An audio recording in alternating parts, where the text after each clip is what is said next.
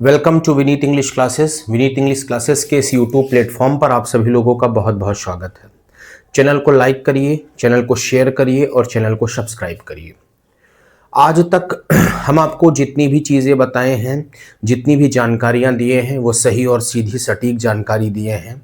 लेकिन आज हम आपको यूपीएलटी ग्रेड की तैयारी किस हिसाब से करनी चाहिए, किस हिसाब से पेपर बना है और क्या कंडीशन है, क्या कंडीशन नहीं है, किस हिसाब से पेपर बन सकता है, क्या उम्मीद है, एक्सपर्ट्स का क्या कहना है, बहुत सारे लोगों का क्या कहना है, इस बारे में हम आपको एनालिसिस करके देने वाले हैं। और एनालिसिस जो हम आपको देंगे वो बहुत सीधी, सही और सटीक ढंग से हम आपको देने वाले हैं। तो वीडियो को पूरा देखिएगा और चैनल को लाइक करके, शेयर करके और सब्सक्राइब अवश्य कर लीजिएगा। देखिए, सबसे पहले हम आपको एक चीज बताना चाहते हैं, जो आपको जानकारी हम देना चाहते हैं, जो आपके बीच में हम पूर्णतः जानकारी को रखना चाहते हैं। वो जानकारी आपके बीच में ये है कि आपका जो सिलेबस है यूपीएलटी ग्रेड का, ठीक है, वो यूपीएलटी ग्रेड का सिलेबस आपका 3 पार्ट्स में हमने लिटरेचर को बांटा हुआ है। जो पहला पार्ट्स है वो पहला पार्ट आपका पोएट्री है, दूसरा पार्ट आपका ड्रामा है और third part that is called prose and fiction. ठीक है, इन 3 पार्ट्स में हमने आपको यूपीएलटी ग्रेड के सिलेबस को जो है वो बांटा है। अब मेरा एनालिसिस क्या कहता है, मेरी चीजें क्या कहती हैं, मैं क्या कह रहा हूं, उसको बहुत ध्यान से, ईमानदारी पूर्वक आपको अच्छे ढंग से सुनना है और उस हिसाब से आपको यूपीएलटी ग्रेड की प्रिपरेशन करनी है, उस हिसाब से आपको यूपीएलटी ग्रेड की तैयारी करनी है। सर्वप्रथम हम आपको बता दें, आपके यूपीएलटी ग्रेड में 63 राइटर्स हैं। कितने राइटर्स? 63। और आपकी जानकारी के लिए हम आपको बता दें कि आपको पूरे 63 राइटर्स को नहीं पढ़ना है। जो मैं आपके बीच में एनालिसिस रखने जा रहा हूं, बहुत ही शानदार वीडियो है। आप लोग कहां गलतियां कर रहे हैं, क्या गड़बड़ी कर रहे हैं, क्या चीजें कर रहे हैं, क्या चीजें नहीं कर रहे हैं, ये आपका फुल एनालिसिस वीडियो, इस वीडियो को आप जरूर ध्यान से जरूर देखिएगा। तो 3 पार्ट में बांटा गया। आप लोग क्या कर रहे हैं इस टाइम, प्रेजेंट टाइम में आप लोग जो है वो केवल पोएट्री मतलब लिटरेचर सेक्शन को ही अच्छे से टच करते हुए जा रहे हैं। और आपकी जानकारी के लिए हम आपको ये बता दें, आपके सेक्शन में जो मेन फॉर्म है वो वोकैब है, वो ग्रामर है और वो टर्म एंड फॉर्म्स है। यही वोकैब, यही ग्रामर और यही टर्म एंड फॉर्म्स आपके सिलेक्शन को जो है वो आपके सिलेक्शन को देगा। देखिए, हम आपको बता दें, लिटरेचर लगभग जो तैयारी कर रहे हैं वो 90% बच्चे तैयार कर ले जाते हैं। जो बहुत दिनों से तैयारी कर रहे हैं, अगर लिटरेचर में मैं आपको बता दूं आपकी जानकारी के लिए कि मान लीजिए 60 क्वेश्चन आते हैं, तो जो बहुत अच्छी तैयारी किए हैं वो 55 करेंगे। जिनकी तैयारी बहुत अच्छी है वो 50 से 55 करेंगे और जिनकी तैयारी थोड़ा कम है वो ज्यादा से ज्यादा 45 से 50 क्वेश्चन करेंगे। मतलब 5 से 7 या 8 क्वेश्चन का आपको डिफरेंस मिलेगा। जिनकी बहुत डीपली तैयारी है और जिनकी ऊपर ऊपर तैयारी है, आपको 5, 7, 8 क्वेश्चन का डिफरेंस मिल जाएगा। लेकिन ये डिफरेंस कब मिलेगा? जब आपका पेपर यूपीएलटी ग्रेड का बहुत डीपली बनेगा। अगर आपका पेपर बहुत डीपली बनेगा तब ये चीजें फॉलो होंगी, और अगर आपका यूपीएलटी ग्रेड का पेपर ऊपर ऊपर बनेगा तो आप जितना डीप पढ़ रहे हो, जैसे आप डीप जितना जा रहे हो, आर.के. नारायण आप इतना डीप चले जा रहे हो, चार्ल्स लैम का ड्रीम चिल्ड्रन एकदम डीप चले जा रहे हो, तो इन सब चीजों को आपको ध्यान में रखना है, तो आपका सेक्शन जो है वो बराबर आएगा। और जो मैंने एनालिसिस किया है, जो स्ट्रेटजी वीडियो मैं दे रहा हूं, यूपीएलटी ग्रेड जो है वो बहुत डीप जाकर कभी भी नहीं पूछेगा। 63 राइटर हैं, बहुत नजदीक से क्वेश्चन निकलेंगे, बहुत ऊपर ऊपर से आपको क्वेश्चंस निकलेंगे। तो मेरा एनालिसिस क्या कहता है, मैं क्या कह रहा हूं, ये चीज आपको एक बार जान लेनी चाहिए, समझ लेनी चाहिए। देखिए, सबसे पहले मैं आपको बता रहा हूं, ये जो आपका लिटरेरी फॉर्म्स एंड मूवमेंट्स का सेक्शन है, ये आपके क्वेश्चंस कहां कहां से बनेंगे मैं आपको बता दे रहा हूं। आपके क्वेश्चंस फिगर्स ऑफ स्पीच से 100% क्वेश्चन बनेंगे, लगभग 3 से 4 क्वेश्चन। इस बात की एकदम 100% श्योरिटी है। ये देखिए यहां पर फिगर्स ऑफ स्पीच है आपके, यहां पर आप देखिए आपको एलेग्री से क्वेश्चन मिलेगा, बैलेट से मिलेगा, ओड से मिलेगा, सोनेट, ब्लैंक वर्स से, epic, mock epic, heroic, couplet, lyric, elegy, other stanza from, dramatic form, dramatic monologue, free verse, rhyme metre, dramatic form like tragedy, comedy, tragic comedy, romance and one act play, biography, autobiography, memoir and travel writing.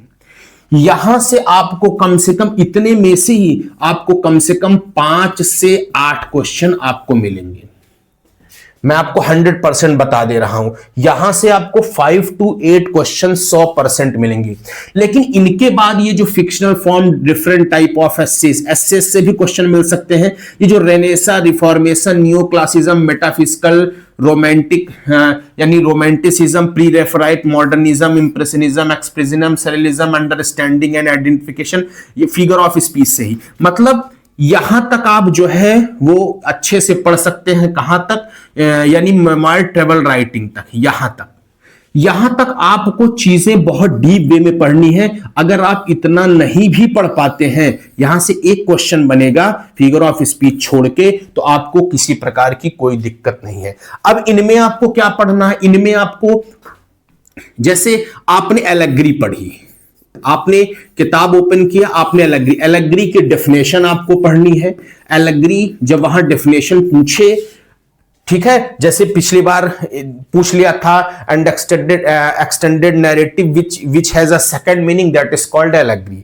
तो इसमें definition पढ़नी है, अगर origin है तो origin पढ़नी है, अगर इनके जो है वो जैसे ओड है तो ओड के जो आपके काइंड होते हैं, जो भी चीजें, जितनी भी चीजें होती हैं, स्ट्रॉफी, एंटी-स्ट्रॉफी, एपोड, ये सब चीजें आपको जो है वो कैसे मतलब स्ट्रॉफी, एंटी-स्ट्रॉफी, एपोड की क्या कंडीशंस होती हैं, तो इन सब चीजों को आपको पढ़ना है। इसमें बहुत ज्यादा डीपली आपको नहीं घुसना है, ठीक। ये आपका चीज हो गई। अब आप यहां पर देखिए, अब आप क्या कर रहे हैं, अब आप यहां पर जितना भी आपके अंदर भगवान ने क्षमता दी है, आप सारी क्षमता को 3 चीजों में केवल आप लगा दे रहे हो।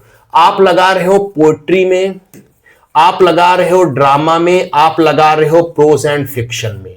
नहीं, आपको इतनी क्षमता नहीं लगानी। अरे मेरे भाई, poetry, drama, prose and fiction से बहुत ज्यादा क्वेश्चन पूछेगा। अगर बहुत हद हो जाएगी तो 40 से 45 क्वेश्चन।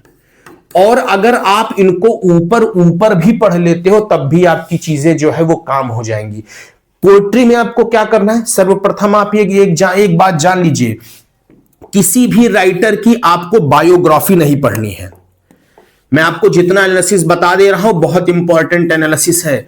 किसी भी राइटर की आपको बायोग्राफी नहीं पढ़नी है। कब मरे, कब पैदा हुए, उनके पति, स्पाउस का नाम, ठीक है, कितने भाई, कितने बहन, अगर वो कोई अवार्ड मिला है इनको बायोग्राफी में, अगर उनको कोई अवार्ड मिला है तो वो अवार्ड आपको केवल पढ़ लेना है। उनको चीजें आपको ध्यान में रख लेनी है, बाकी आपको जो है वो और चीजें आपके दिमाग में नहीं रहेंगी, तब भी कोई दिक्कत नहीं है। हमने देखा बहुत सारे लोग रटे जा रहे हैं कि चार्ल्स लैम जो है, जैसे आपने चार्ल्स लैम के बारे में आपको पढ़ना है।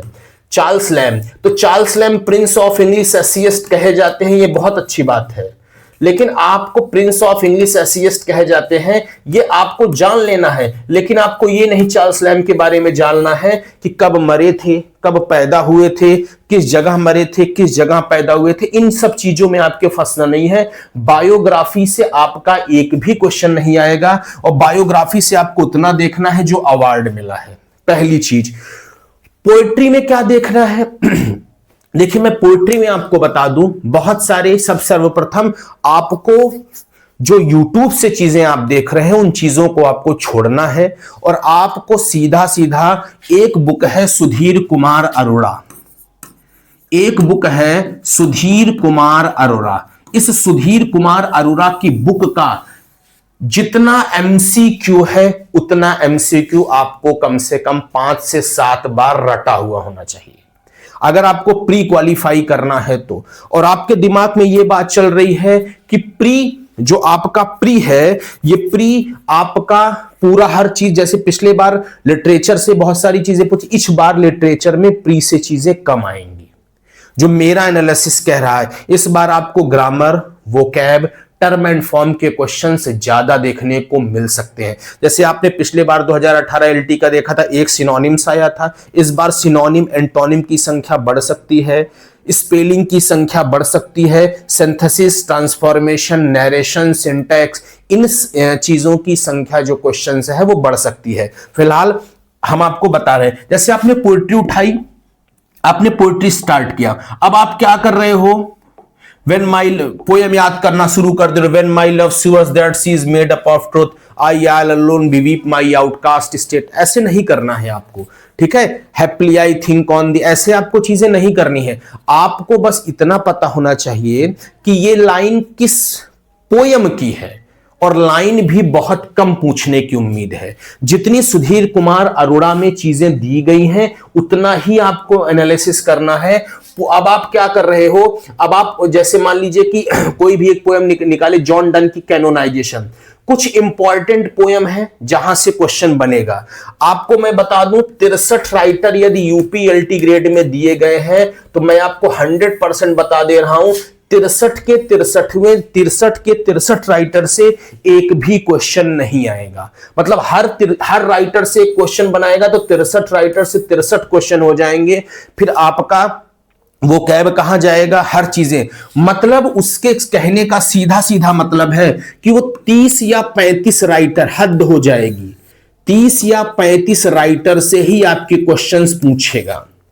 तो आपको क्या करना है मैं आपको बता दे रहा हूं, पोएट्री को बहुत डीपली नहीं पढ़ना है। पोएट्री से इतना जानते रहिए कि कहां की लाइन है, और पोएट्री का एमसीक्यू आपको कम से कम 4 से 5-7 बार रटा होना चाहिए, और वो भी सुधीर कुमार अरोड़ा की बुक से वो एनालिसिस आपको करना है। क्वेश्चन मैं आपको फॉर योर काइंड इंफॉर्मेशन आप देख लीजिएगा, यहीं से प्रश्न बना है। मैं आपको बता दूं प्रश्न कहां से पूछेगा, प्रश्न पूछेगा ड्रामा से और प्रोज एंड फिक्शन से। ड्रामा, देखिए ड्रामा, ये आपका ड्रामा का पार्ट है, ये प्रोज एंड फिक्शंस का पार्ट है।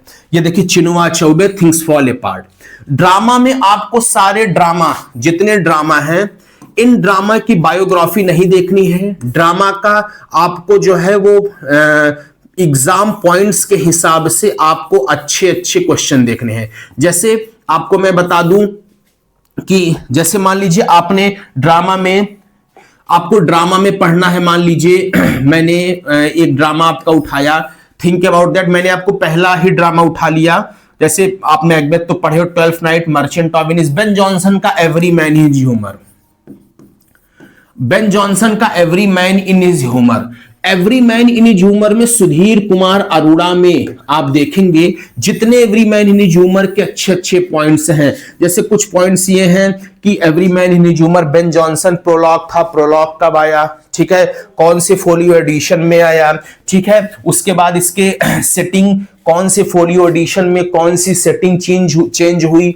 कुछ शब्द शेक्सपियर से लिए गए हैं, जैसे स्वेडिंग क्लॉथ्स, एक इसमें एक फ्रेज वर्ड आया है स्वेडिंग क्लॉथ्स, ये शेक्सपियर के कहां से लिया गया है।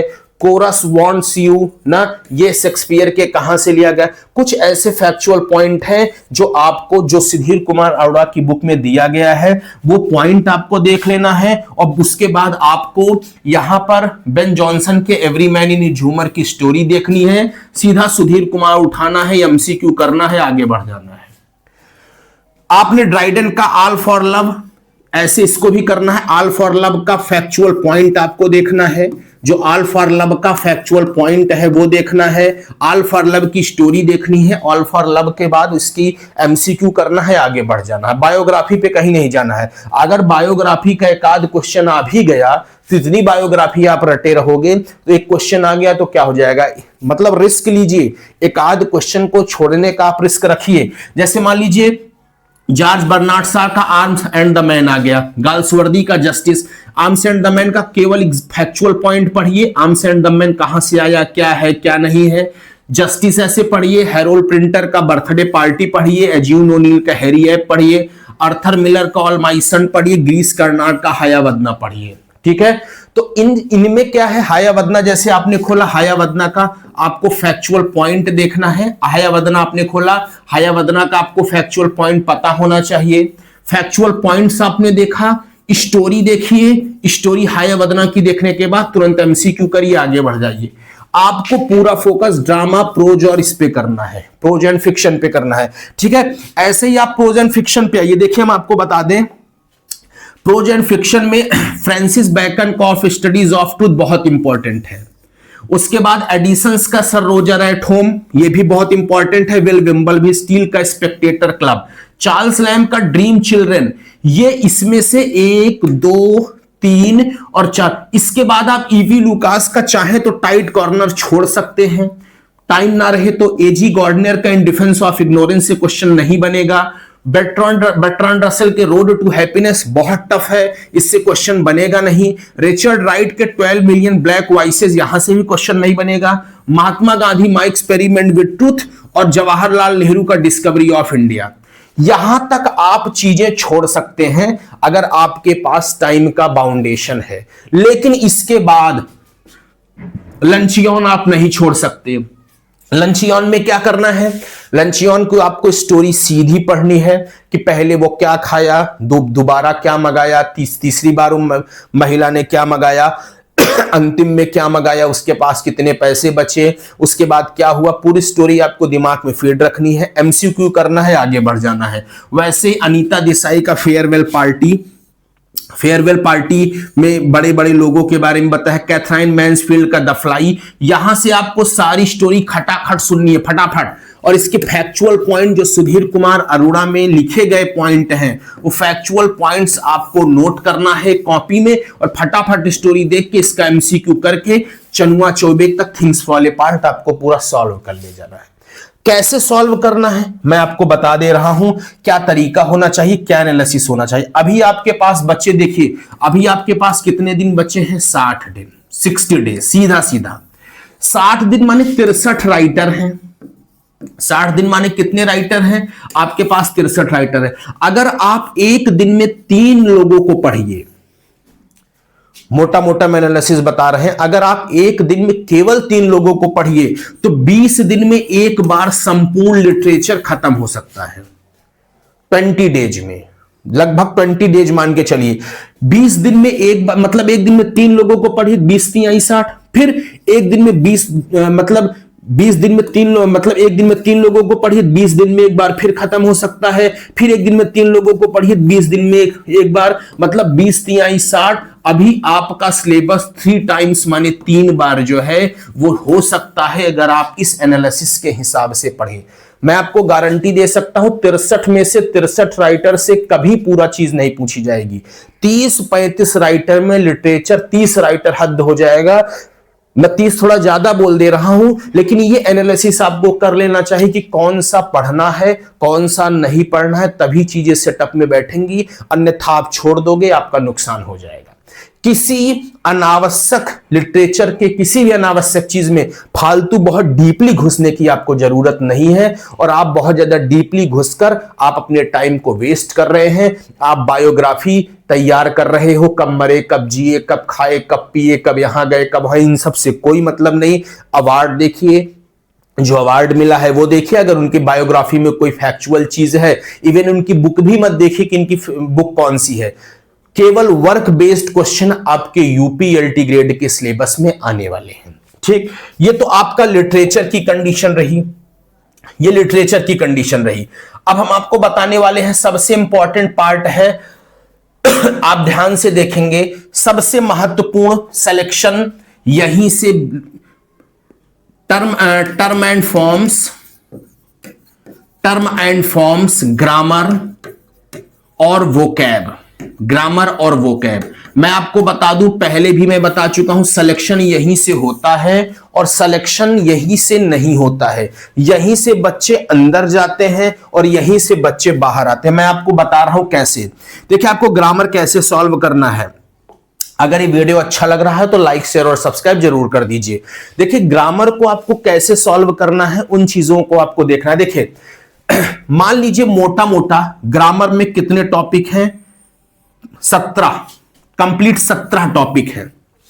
अब आप इतने तो अनाड़ी हो नहीं, ठीक।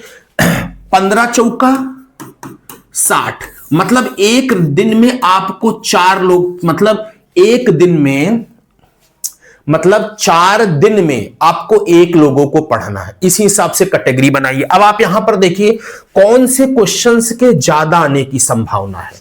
आपकी जानकारी के लिए बता दें, स्पेलिंग 4 क्वेश्चन फिक्स रखिए, नरेशन 4 क्वेश्चन फिक्स रखिए, सिनोनिम्स के 4 क्वेश्चन फिक्स रखिए, एंटोनिम के 2 क्वेश्चन फिक्स रखिए, वन वर्ड के आप 2-3 क्वेश्चन आप 100% फिक्स रखिए, इडियम एंड फ्रेज के 2-3 क्वेश्चन आप फिक्स रखिए, प्रोवर्ब के 2-3 क्वेश्चन आप 100% फिक्स रखिए। 4, 4, 8, 2, 10, 3, 13, 3, 16, 3, 19। सेंटेंस कंप्लीशन यहां पर आप देखिए, प्रीपोजिशन के 2 से 3 क्वेश्चन आप फिक्स रखिए, सब्जेक्ट वर्ब एग्रीमेंट के 2 से 3 क्वेश्चन आप फिक्स रखिए, ट्रांसफॉर्मेशन के 2-3 क्वेश्चन फिक्स रखिए, सिंथेसिस के 2 से 3 क्वेश्चन फिक्स रखिए, पार्ट्स ऑफ स्पीच के 2 से 3 क्वेश्चन, टेंस के 2-3 क्वेश्चन। मतलब यहां से आपको क्वेश्चंस आने ही, लेटर राइटिंग से आपको 2 या 3 क्वेश्चन 100% फिक्स रखिए, ट्रांसलेशन हिंदी टू इंग्लिश से 2 क्वेश्चन, मतलब सबसे आप अगर 17 लोग हैं 3-3 क्वेश्चन रखिए, 17 तिरिक 51,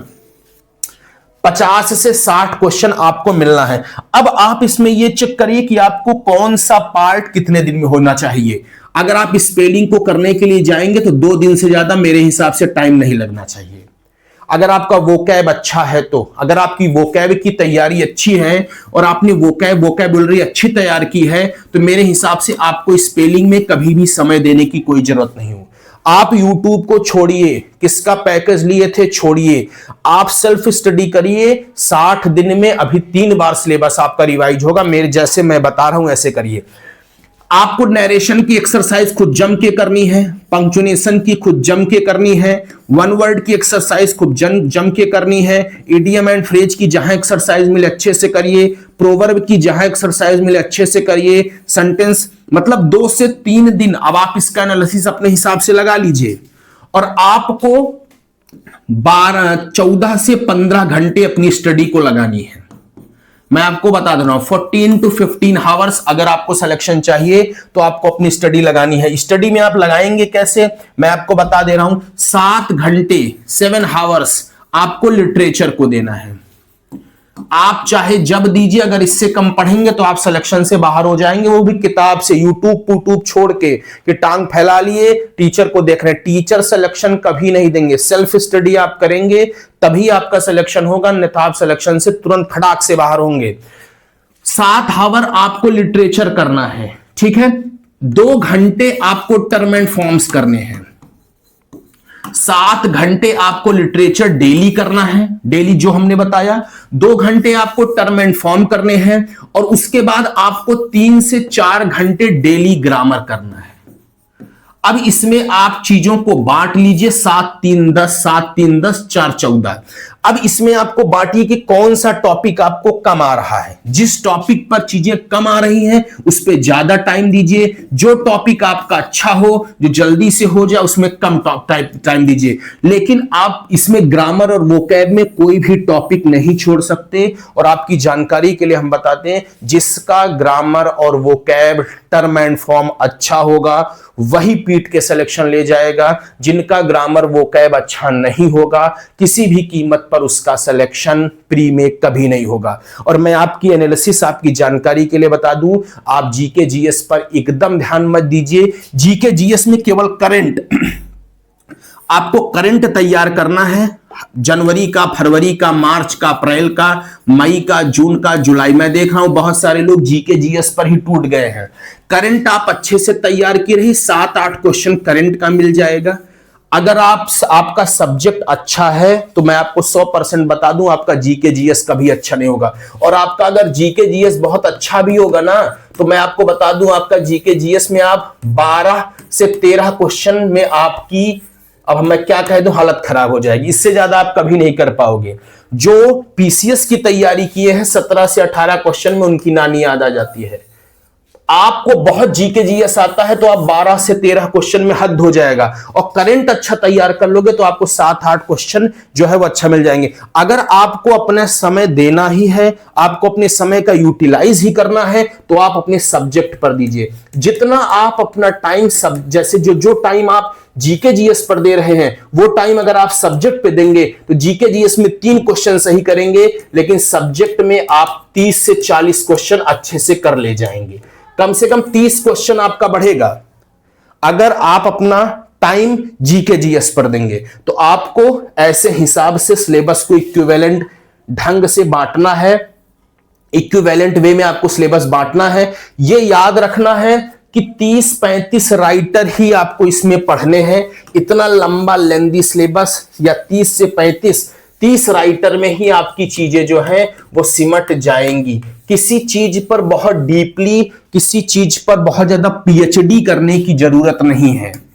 किसी भी टॉपिक पर, इतने टॉपिक में किसी भी टॉपिक पर आपको पीएचडी नहीं करना है। पता लगा हम बहुत सारे लोग को देख रहे हैं कि सोनेट नंबर 29 पढ़ रहे हैं तो सोनेट नंबर 29, सोनेट 138 पर पीएचडी चांपे चले जा रहे हैं, चांप दे रहे हैं, पूरी पीएचडी निकलती चली जा रही। अरे यार, इस पे तुमको पीएचडी करने की जरूरत नहीं है। पहले आप प्री क्वालिफाई करिए एट एनी कॉस्ट हाउ, कैसे भी करके आपको प्री क्वालिफाई करना है। जब आपका प्री क्वालिफाई होगा, मेंस में आपको टाइम मिलेगा तो उसमें आपको जितना पीएचडी करना होगा आप उतना पीएचडी करिएगा। ये मेरा एनालिसिस कहता है, ये मेरा एनालिसिस है, वो मेरा एनालिसिस ये कहता है कि आपको लिटरेचर से थोड़ी कम चीजें मिलेंगी इस बार प्री में, वोकैब, टर्म एंड फॉर्म और ग्रामर से चीजें ज्यादा मिलेंगी। और अगर लिटरेचर में आपको पीएचडी करने की जरूरत नहीं है, केवल 30-35 राइटर के इर्द गिर्द आप घूमिए अच्छे ढंग से, ठीक है। पूरे टॉपिक पर 63 के 63 राइटर पर आपको पीएचडी करने की जरूरत नहीं। जैसे अब आप ये समझिए कि अगर जैसे मिसेस डॉलेवे है, कहां गया ये, है ना कहीं, अगर जोसेफ एंड्रूज, मिसेस डॉलेवे और आपसे मिसेस डॉलेवे और आपका प्राइज एंड प्रेजुडाइस, इनसे ढंग से अगर क्वेश्चन पूछ लेगा प्राइज एंड प्रेजुडाइस, तो आप चाहे जितना पीएचडी करे रहोगे फंस जाओगे और बहुत डीपली जाकर यूपीएलटी ग्रेड में क्वेश्चन नहीं पूछा जाएगा।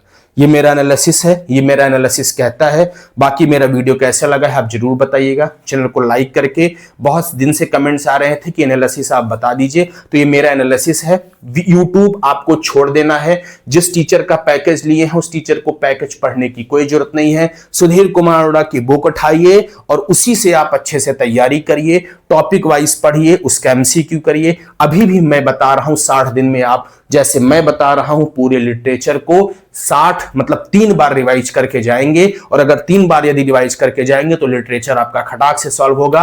और मैं फॉर योर काइंड इंफॉर्मेशन, मैं आपकी जानकारी के लिए फिर से बता दूं, जिसका वोकैब, जिसका ग्रामर और जिसका टर्म एंड फॉर्म अच्छा होगा वही सिलेक्शन लेकर जाएगा। जिसका vocab, grammar, term and form अच्छा नहीं होगा वो सिलेक्शन से बाहर हो जाएगा। क्योंकि चाहे जितना हो जाए, जो बहुत लिटरेचर अच्छा तैयार, जिसकी केवल लिटरेचर में महारत हासिल है वो आपसे 5 क्वेश्चन ज्यादा करेगा, और जिसकी लिटरेचर में कम महारत है 5 या 7 क्वेश्चन आप उससे कम कर पाओगे, लेकिन वो फंस जाएगा वोकैब, ग्रामर और टर्म एंड फॉर्म में। वीडियो कैसा लगा जरूर बताइएगा। चैनल को लाइक करके, शेयर करके सब्सक्राइब कर लीजिएगा। बहुत बहुत धन्यवाद। Thank you to all of you.